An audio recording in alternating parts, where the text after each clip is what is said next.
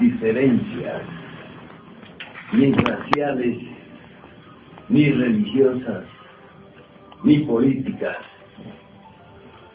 porque eran criaturas obedientes a los mandatos divinos, de modo que no tenían necesidad de establecer cultos religiosos de distintas figuras. Todos amaban a los dioses en la misma forma. Esas dos razas se llamaban razas andróginas, porque el polo femenino y el polo masculino de la creación estaban en un solo cuerpo. Entonces eran seres andróginos o hermafroditas. Cuando surgió la tercera raza,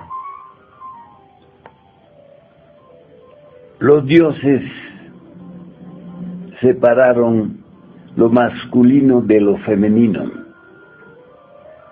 Entonces surgió Adán y Eva.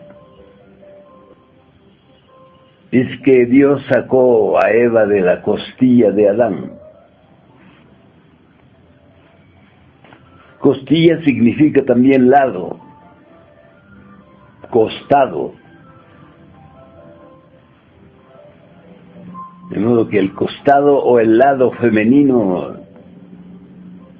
de Adán fue separado de su estructura física y psíquica. Entonces apareció esa maravilla que se llama mujer. Al comienzo todo fue muy bien. La primera edad de la raza tercera o lemur fue bajo la guía de la divinidad, que ya les había advertido cómo era el relacionamiento sexual que deberían tener. Entonces cumplieron durante la primera edad o durante la primera estación de esa raza. Siempre la primera estación o edad de las razas se llama edad de oro. En la segunda estación, la era de plata o la edad de plata, continuaron viviendo según los principios de la divinidad. No comer el fruto prohibido. Eso significa no fornicar durante el acto sexual. Separarse el hombre y la mujer del acto sexual sin violar el sexto mandamiento que dice,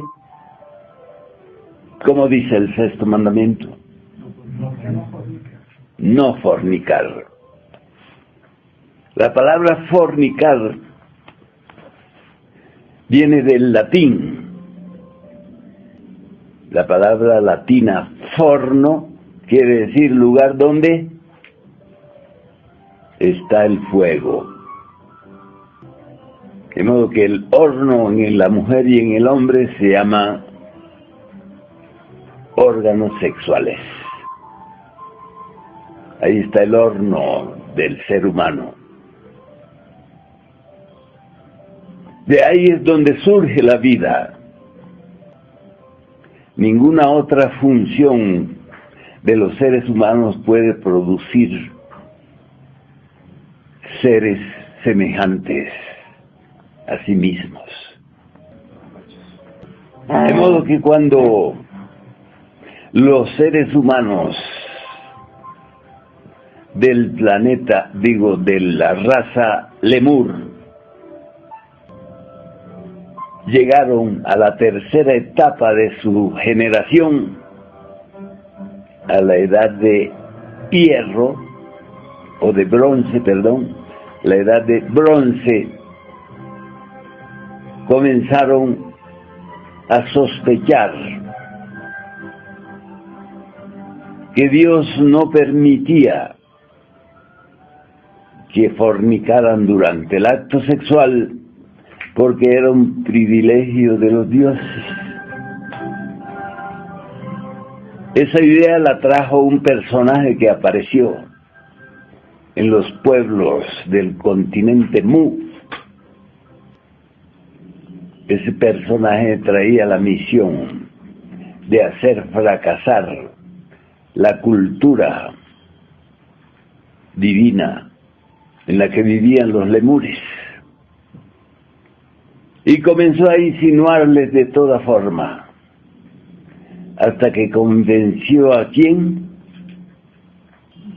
a la más bella. Entonces le dijo: mira, Adán, esta filosofía de este señor Yavet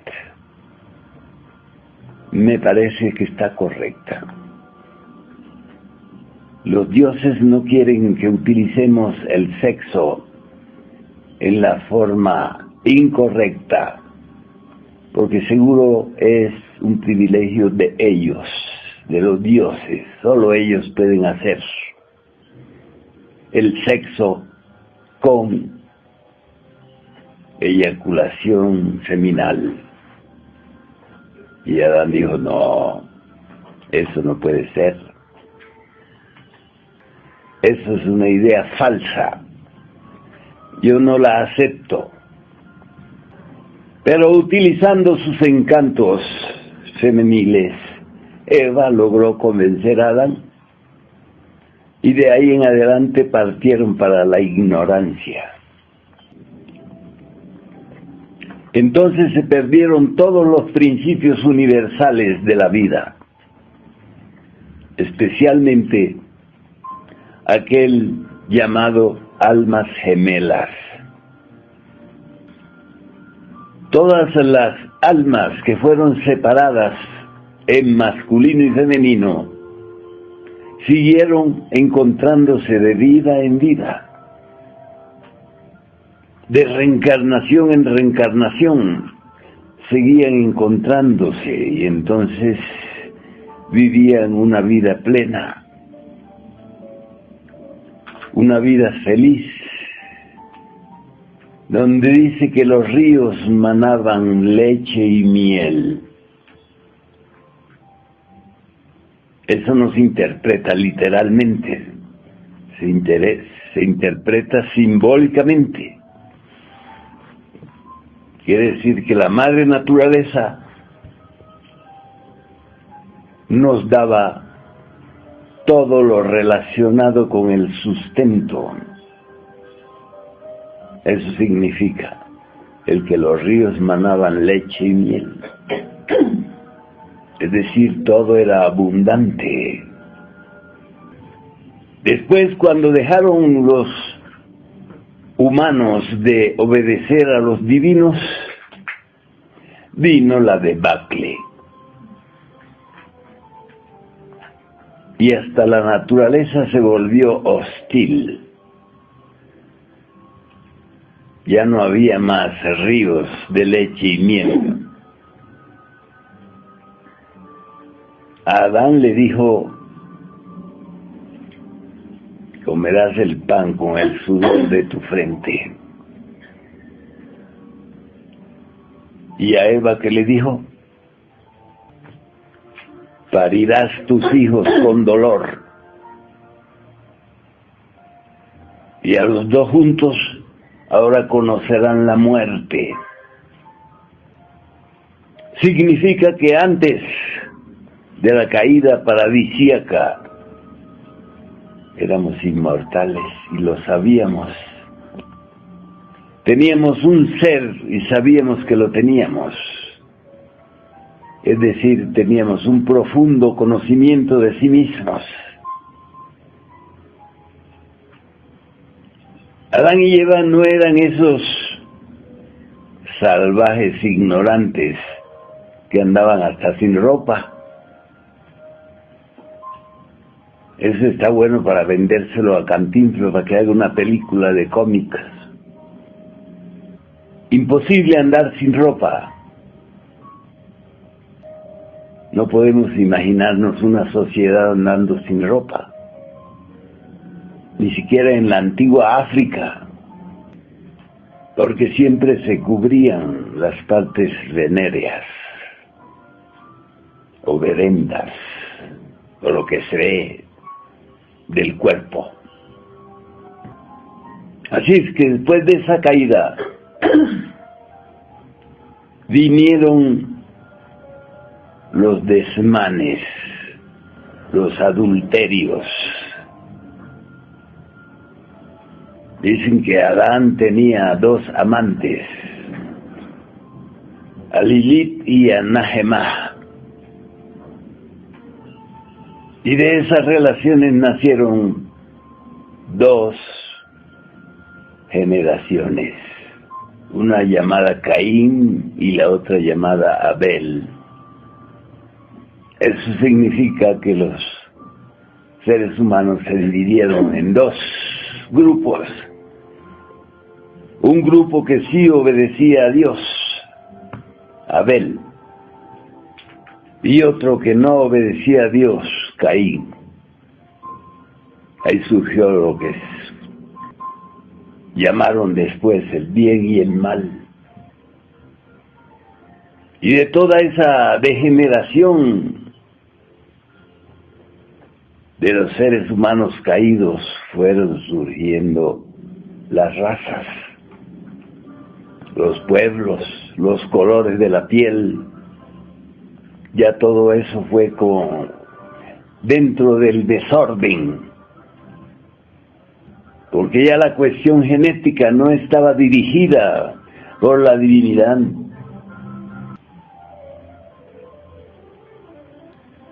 Entonces lo que era una generación divina e inmortal se convirtió en una generación animalesca, mortal, inconsciente, sin rumbo ninguno.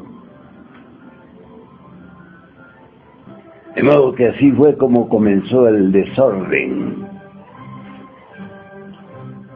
Así fue como comenzaron a surgir diferentes tipos humanos después de la caída paradisíaca. Entonces inventaron lo que llamaron la Torre de Babel, donde cada uno iba por su lado y cada uno creía en lo que le daba la gana y formaron lo que ahora se llama religiones. El Adán primitivo no tenía ninguna religión, sino que amaba a Dios sobre todas las cosas, como dice el primer mandamiento de la ley mosaica: amar a Dios sobre todas las cosas. ¿Ustedes creen que por estos tiempos la gente ama a Dios sobre todas las cosas? ¿Qué es lo que más aman ahora por estos tiempos los seres humanos? La plata. Los bienes materiales. De modo que el amor a Dios ha desaparecido. Las religiones existentes no tienen fundamentos científicos como para llamarse religiones, porque la palabra religión viene del latín religare, que quiere decir volver a unir. Re quiere decir volver, religar. De modo que por más que prediquen a voz en cuello o no sé qué tantas cosas, no están haciendo el trabajo de religar el alma humana con la divinidad. Porque eso solo es posible cuando morimos en sí mismos, cuando decidimos morir, cuando decidimos cumplir con aquel mandato del Nuevo Testamento que dice: niégate a ti mismo, toma tu cruz y sígueme. Negarse a sí mismo significa nunca autodefenderse, nunca autojustificarse, nunca condenar los defectos ajenos, ni justificar los propios. Aquellos que viven condenando, ellos mismos se condenan. Aquellos que viven criticando, no practican el precepto que dice: el respeto al derecho ajeno es la paz. De modo que cuando nos metemos con la vida ajena,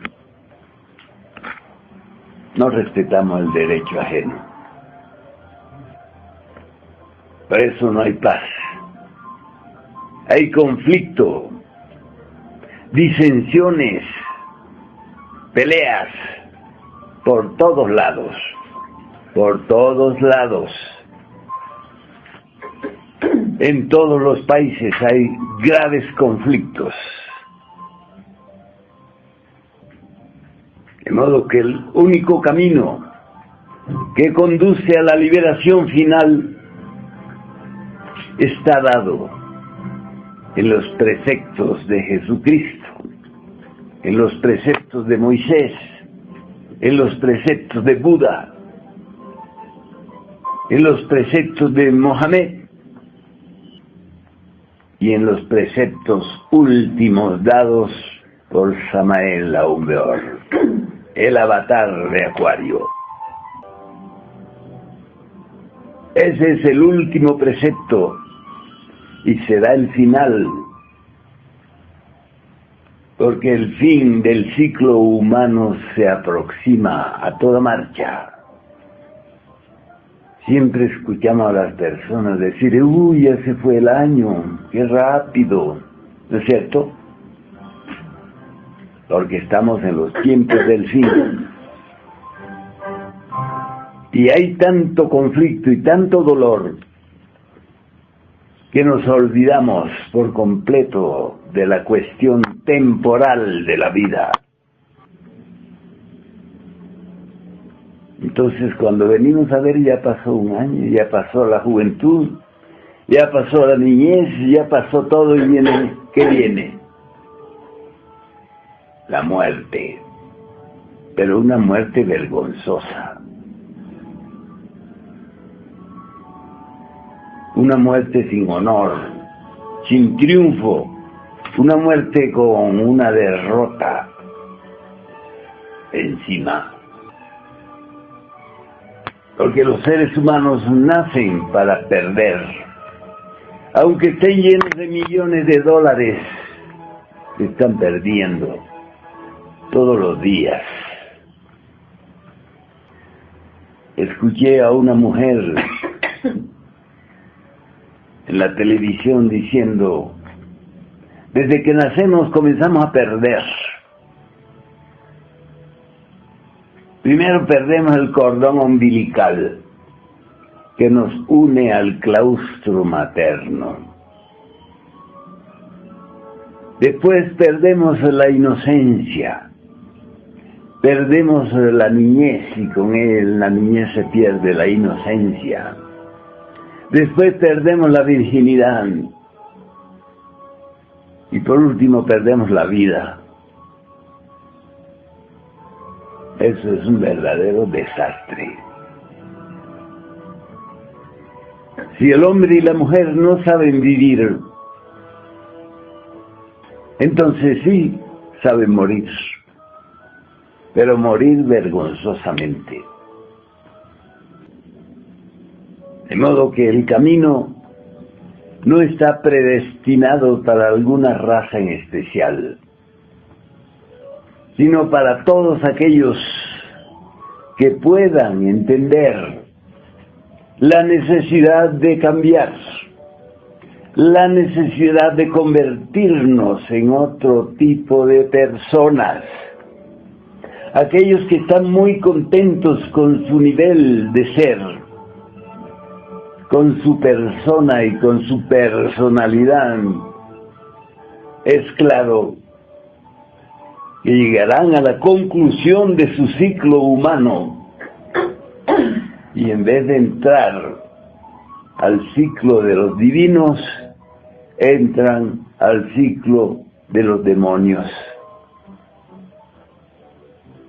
Es por eso que todas las religiones convencionales tienen que hablar inevitablemente del infierno, porque todo lo que se empequeñece en vez de crecer, todo lo que se degenera en vez de regenerarse, todo lo que no se eleva, sino que se hunde, está metido dentro del proceso infernal. Nuestra lengua española viene del latín, de modo que en el latín la palabra infierno se lee infernus, que quiere decir lugar inferior. De modo que como no hemos ascendido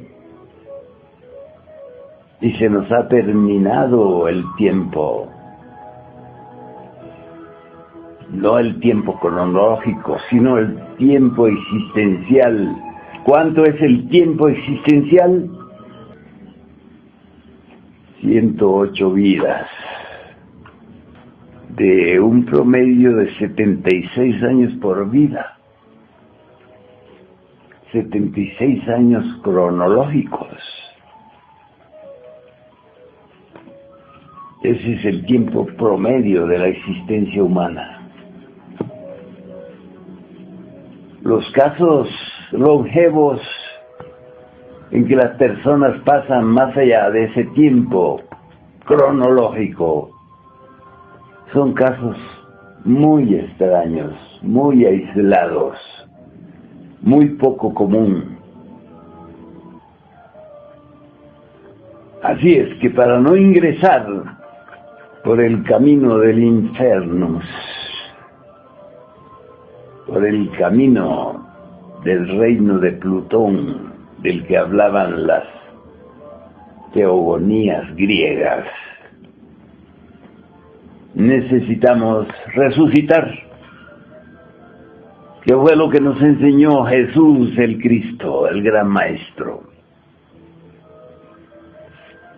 que nos enseñó con su propia vida: morir y resucitar, morir y resucitar. Pero cuando hablamos de morir esotéricamente, no estamos hablando de la muerte clínica, estamos hablando de la muerte mística.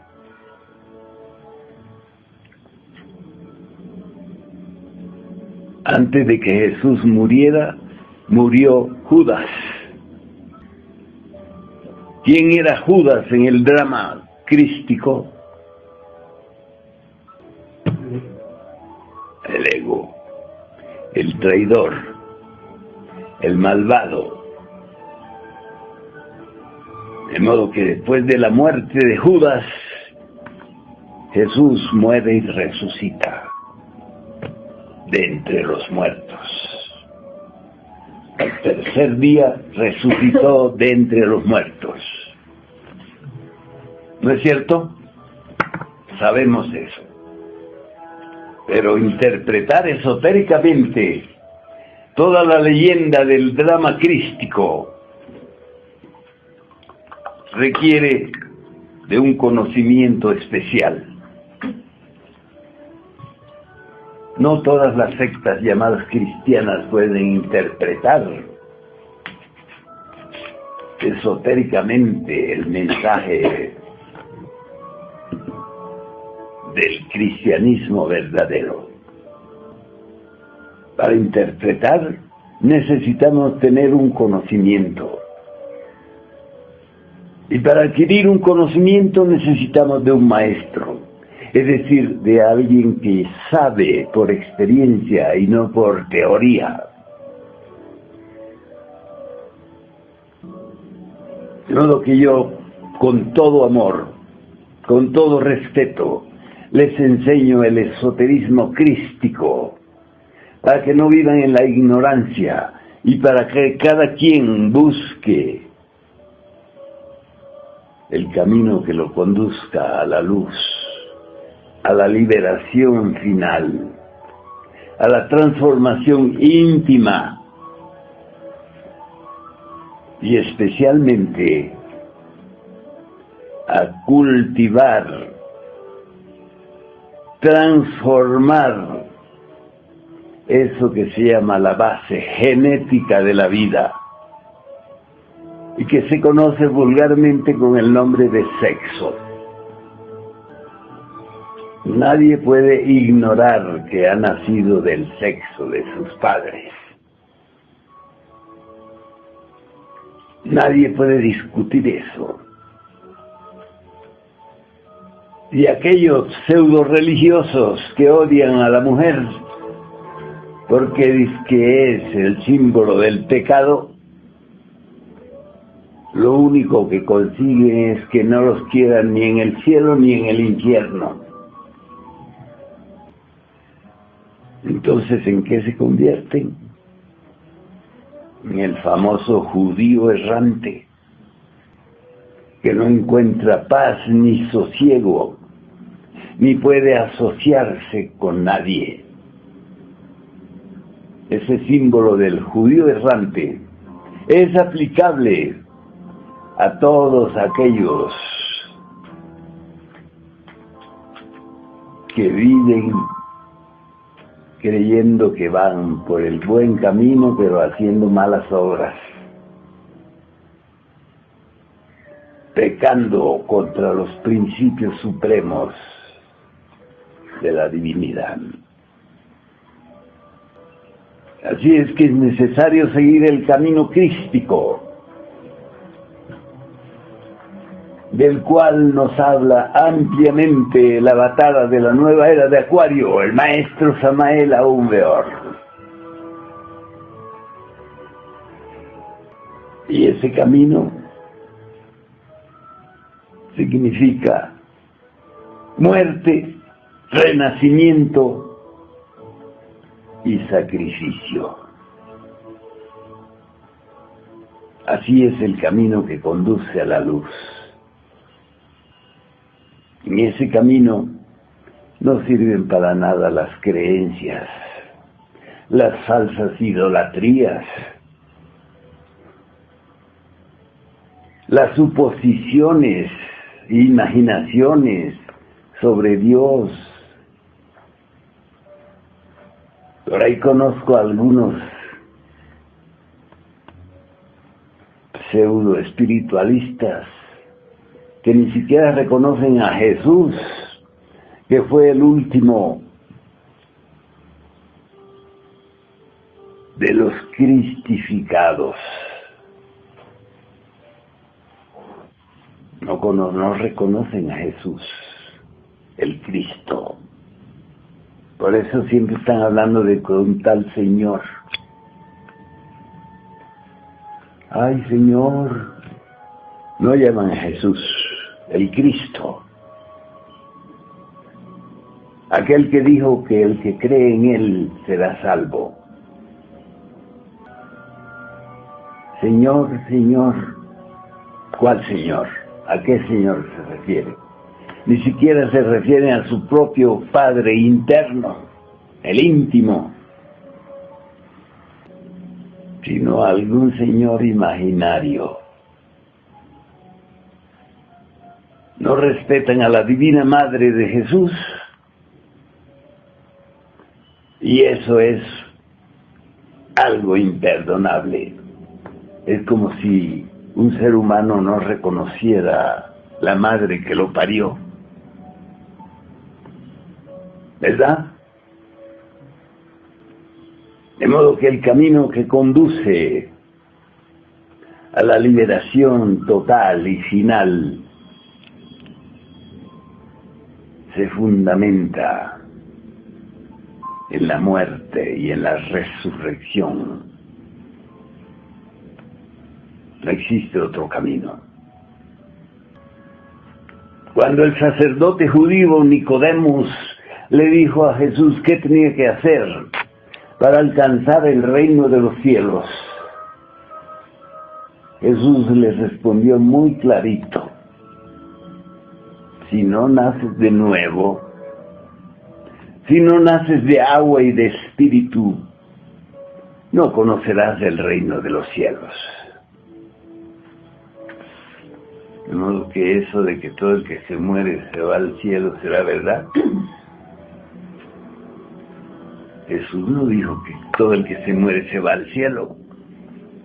Dijo, si no naces de nuevo. Nacer de nuevo significa a la vez morir. Antes que la semilla se convierta en un árbol, la semilla debe desaparecer, morir en sí misma. Antes que el huevo se convierta en un ave, el huevo debe desaparecer, debe sacrificarse para poder convertirse en un ave. Otro tanto acontece con las crisálidas. Antes de convertirse en mariposa de la crisálida debe morir.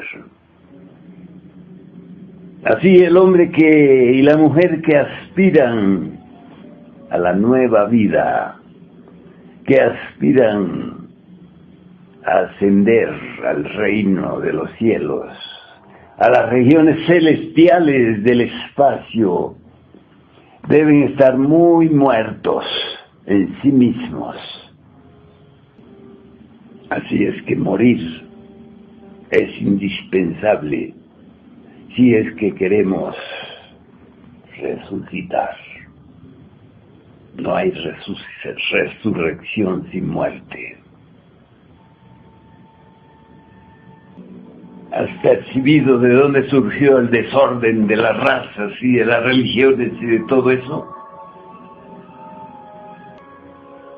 Si quieren formular algunas preguntas, por favor. Me gusta cuando se quedan en silencio porque me hacen pensar que entendieron todo. Prefiero pensar que entendieron todo y no que no entendieron nada. Muchas gracias por escucharme.